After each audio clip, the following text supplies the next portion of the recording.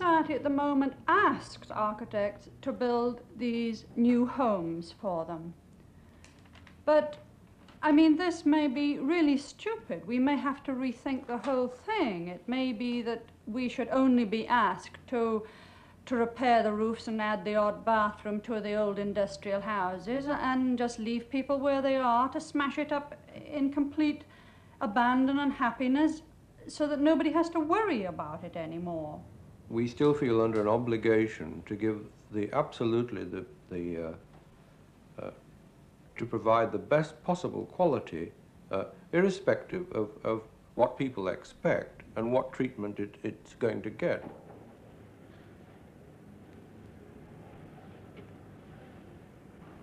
Yet another building site in the East End of London, an East End rebuilt almost out of recognition to those who knew it before the war. But this site is different. There are no tower blocks, for one thing. It's by Allison and Peter Smithson, virtually the only British architects to have an international reputation, and whose influence on architecture since the war has been out of all proportion to the relatively small amount of their work to be built. Their school at Hunston in Norfolk and the Economist office building in St James's, London, embodied significant innovations, but their chief interest is housing, and they've done much important theoretical work on it. This site at Poplar, however, represents the first opportunity they've had to put their ideas on housing into practice, and inevitably, perhaps, it's very far from being just another lot of council flats. We regard it as a demonstration of a more enjoyable way of living in an old industrial part of a city. It is a model, an exemplar of a new mode of urban organization. And we think we have here a site big enough so that when it's finished, you'll be able to smell, feel, and experience the new life that's being offered through your full range of senses. Our general objective when we get a new site is to knit together what is good in the surroundings by the insertion of a new building, to inject thereby new life even to buildings and things that are old and tired.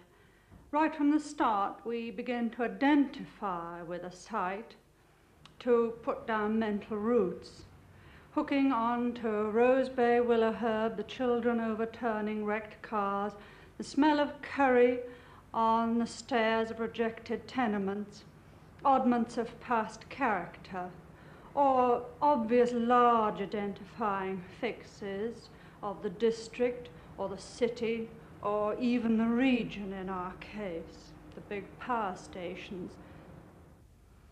In the late 40s and early 50s, when we first started thinking about housing, the lack of identity and the lack of any pattern of association, we used to talk of objects as found. That is, anything and everything can be raised by association to become the poetry of the ordinary. And in this way, an industrial site is very easy to identify with, compared with a semi-detached housing estate, a site on an industrial blight or one's industrial heritage, it depends how you look at it, can very easily be used to renew a district, to re-identify and become a real piece of urban renewal. This is something to do with urban scale, and that industrial sites are somehow forthright and honest. This may be a personal trick, because coming from the northeast, we see the ships as connectors of people to their district and to the world outside. On this site, the ships can be a decoration to the urban scene. The ships on the Thames approach the Isle of Dogs, turn at right angles, and go past. The river is the biggest fix of all, a big geographical fix. There are also two historical fixes which affect our site, the East India Dock of 1806 and the 1844 railway. When we started work 3.5 years ago, and you could still walk up to the 5th floor of the now demolished tenements, You could look over the upcoming roar of the tunnel traffic into the East India Dock. Calm sheet of water, a few ships. Now, when we've reached the 5th floor level again, it's being filled. And when you should be able to see it from the houses, you won't be able to. We'll be left with a handful of china shards on the site, maybe ballast from the East Indiaman, maybe cargo fallout used locally. This is not to say we relied on the East India Dock or any other fix for support. We realize you're in a situation of flux and change. The life has gone from the two historical fixes on site, and the ships on the Thames are literally passing, either down to Tilbury if the container port opens, or to Antwerpen and Delta Port if it doesn't. We realize you have to be strong enough to be self-supporting, big enough to be self-supporting, that you have to carry the full responsibility for renewal of your part of the district and ultimately of the city. The site is bounded on three sides by very heavy traffic. On the left, the northern approach to the Blackwall Tunnel. At the bottom, the East India Dock Road, which is scheduled to grow from a 4-lane to a 6-lane highway. And on the right, by Cotton Street, the main feeder road to the Isle of Dogs. We've tried to overcome the problems of this high level of traffic noise in a number of ways. At the edge of the back line of pavement, as near as we can get to the source of noise, we've put an acoustic wall which is higher than motor cars and which throws the noise back towards the road instead of allowing it to pass through towards the building. But to stop it looking like a prison, the wall panels have angled gaps between them. So if you walk along, you can keep seeing through, but there is no direct path for sound to pass through. Inside this, a line of trees helps to break up the sound of traffic. And the buildings themselves have been deliberately organized to create an area in the center of the site protected from noise, a stress-free zone. The buildings are not organized like filing cabinets, one after the other. The site has been split like a kipper, with the same functions on the inside in each building. On the outside, we put the noisy next to the noisy, that is, the walkways or decks and the living rooms. But the living rooms themselves are protected by these vertical pieces which stop noise traveling across the face of the building, and by designing the windows so that they can check in a position that admits air at the top but prevents the entry of direct noise at the bottom. With these various devices, we can get the noise level in the living rooms down to a reasonable level. On the inside, away and protected from noise, we place the bedrooms and the kitchens. The kitchens are so planned that a mother can keep an eye on a 2- to 3-year-old child playing out on the access deck on one side, and also from time to time look down on the other side into these play spaces which are intended for the somewhat older children. In the middle of the stress-free zone, the ground is modeled upwards to discourage people from playing football and so making excessive noise, though provision for football is made elsewhere on the site. The mound doesn't look very large on the model, but it is in fact 2 stories high, and it will be a surprising eminence within the flat landscape of the site. There is already in London one place that has a central stress-free zone, and that is Gray's Inn. Gray's Inn is still an extraordinarily civilized place. It has become more livable as traffic has got worse by contrast to the areas surrounding it. Its little pool of calm in central London is one of the real discoveries almost of the last 10 years. The idea that one could have rooms or chambers there looking out onto this quiet central tree-filled area is marvellous. London has these simple, good spaces, but above this scale, there's virtually nothing.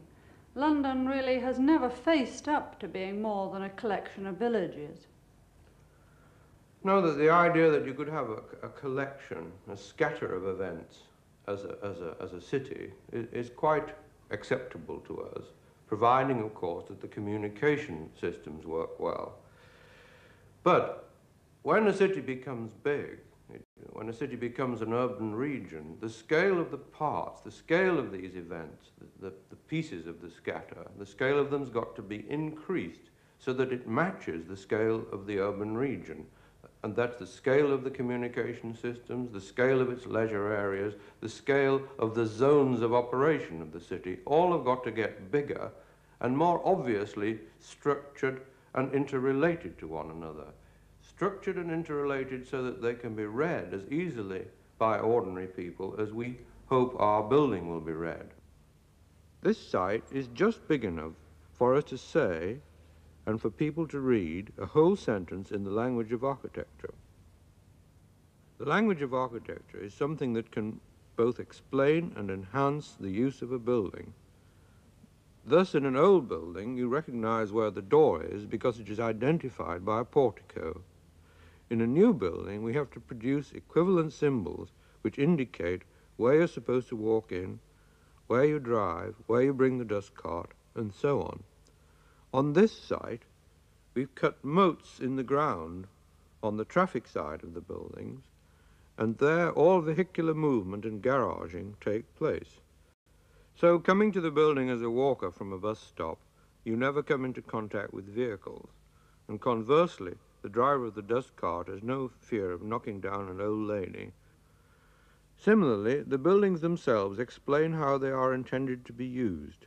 These long horizontal recesses can only be decks for walking along, and the entry points to them by way of lifts and stairs, the vertical movements, are clearly indicated by change of scale and volume. On the decks, there are what we call eddy places outside the front doors, where the dwelling takes a piece of the deck for itself, so your doormat is not kicked aside by the passers-by, and you can put out a few pots of plants or leave parcels. This eddy place is out of the general flow of movement along the deck. The deck itself is wide enough for the milkman to bring his cart along, or for two women with prams to stop for a talk and still let the postman by. And the building also explains its use in that wherever you need to take hold of something or move around some woodwork or concrete element, then there is a smooth, rounded corner. Its form will respond, we hope, to the way people want to live now with their equipment, their domestic appliances and their cars. In a way, it will be like the first Georgian Square in London. It will be, to outsiders, something that they can immediately see as a new form, and to the people who live in it, it offers a place with a special character that which will release them and change them and be capable of being lived in generation after generation. At the turn of the century, architects dreamed of garden cities, and in every town and village in England we see council houses built and building right up till today, which are the children of the garden city idea. And in the 20s, in the heroic period of modern architecture, the models, the prototypes developed on the continent for a simple, clean, sun-giving architecture are now being built in England in the 60s. What we have now is people living in these clean, sun-drenched boxes with fitted carpets inside and vandalism outside. The realities of our working life are going to be traffic, noise, air pollution, vandalism, and lack of quality. And the theory developed in the 20s and 30s the simple architecture in which there would be few cars, this dream, this model has been overrun by the glut of the supermarts and the glut on the roads. The accuracy of the brief given to architects makes for the reality. It aids the architect's accuracy in pinpointing the dream. The brief given to our outside architects by the Greater London Council is continually being revised by feedback from tenants and from their own maintenance people. The GLC are probably the world's best briefers of architects in this sense. Certainly I've never heard of any better.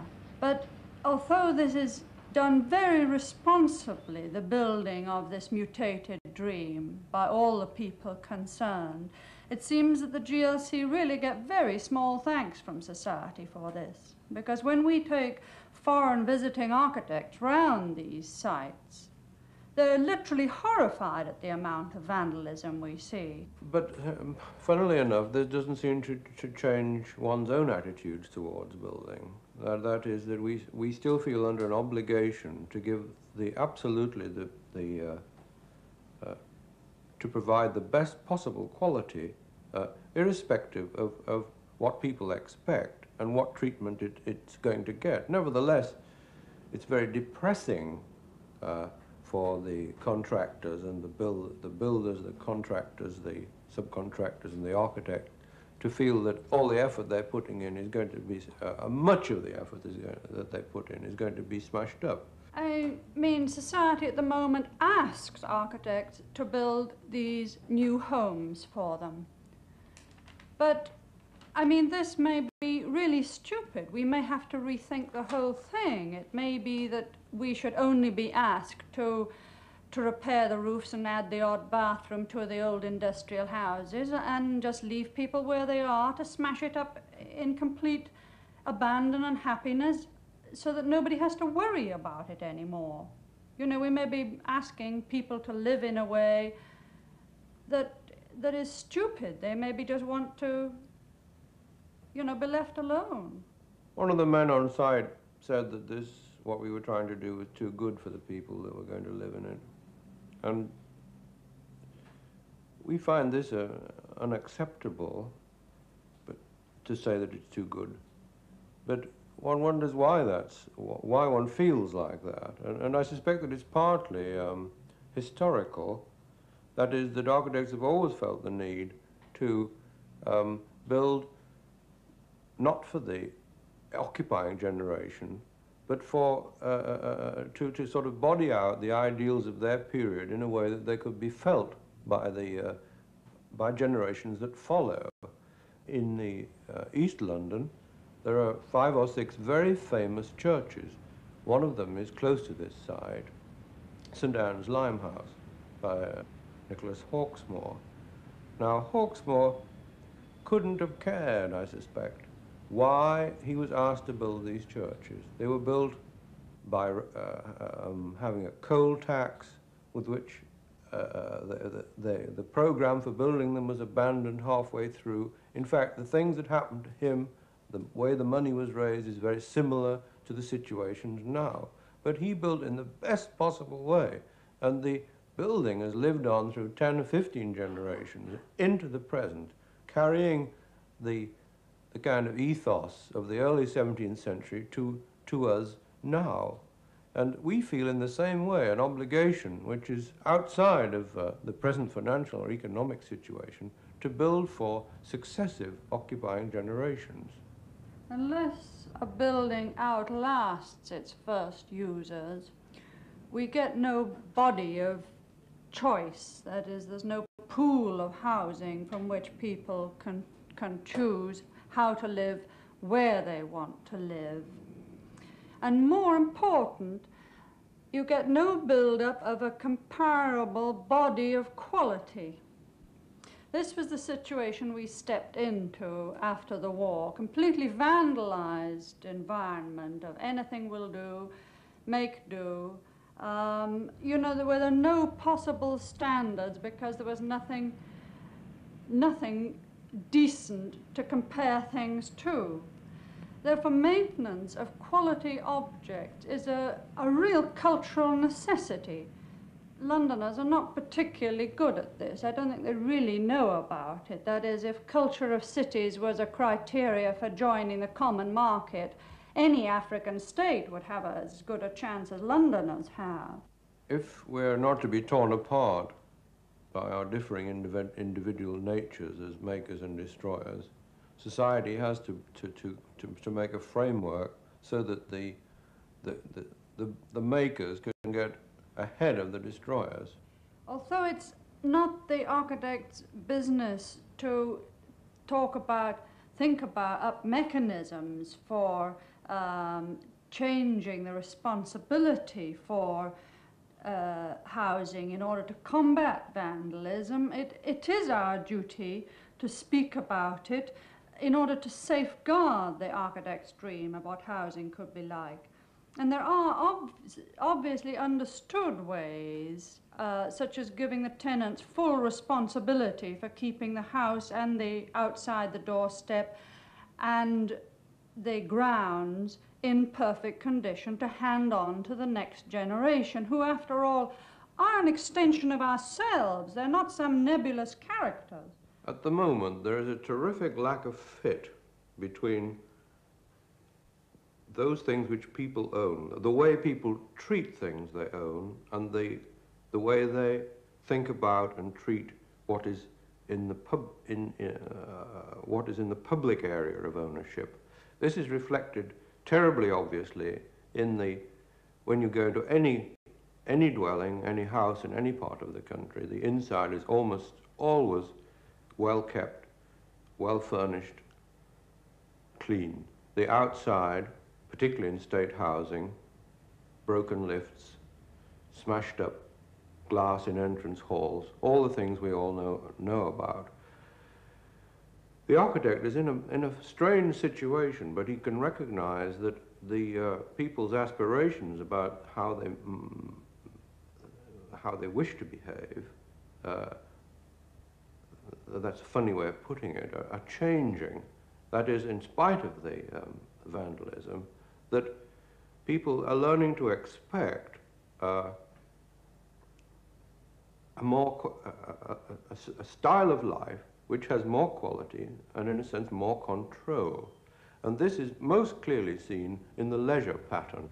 Ironically enough, an opportunity to extend this leisure pattern on a huge scale is being missed not far from our site. The scale of the London docks is the sort of scale we're talking about. This is an area equal to medieval London, and yet it's a tiny area seen in the whole Greater London urban region. A few water parks at that scale, not needing grass cutting, no trouble with footballers wearing the surface off. This water as pleasure structured housing groups is the European fashion at the moment. For Tower Hamlets, such a fashion is an economic bonanza, like having an oil well in the back garden, or backyard in their case. France has a regional plan which is Roussillon to Languedoc, virtually Marseille to the Spanish border of water pleasure structured towns. As well as this, there's development all along the coast, and architect Spurry has built his dream of what housing could be like in relation to water, using for this town traditional Provençal materials and the peasant language of architecture. But his dream was of a pedestrian town, and the house owners import Grimaud, take their cars in to load and unload, but take them outside to park. Therefore, this town is a pleasure to use.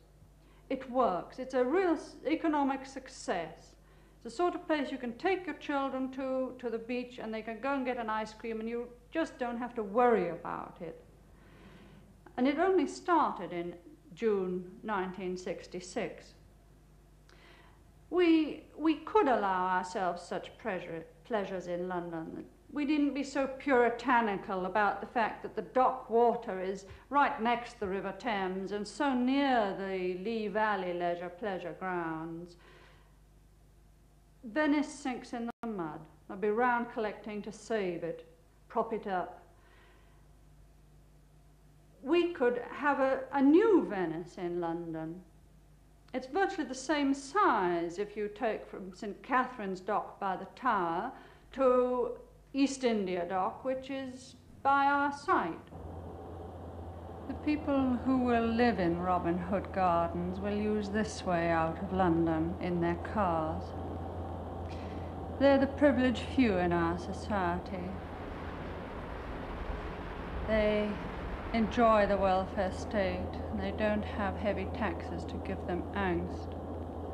And it's not for them to worry about the quality of the motorway, the fact that the fences are inconsistent, the lampposts are ugly, there are too many signs. The bypassed and the bypassers are unprotected. A generation younger than ours are extremely depressed about the lack of quality in the road program, considering so much of it as so many roads are being built in Germany and America. It's as if we were a country of ostriches. But our attitude to motorways, ringways, is at last a chance of a great reversal. A chance at last to get all traffic out of domestic environments. We are longing for the day in which the motorway pattern and the mass transit system lines can settle down so that we can get on with the job of rebuilding a quiet, more humane living environment.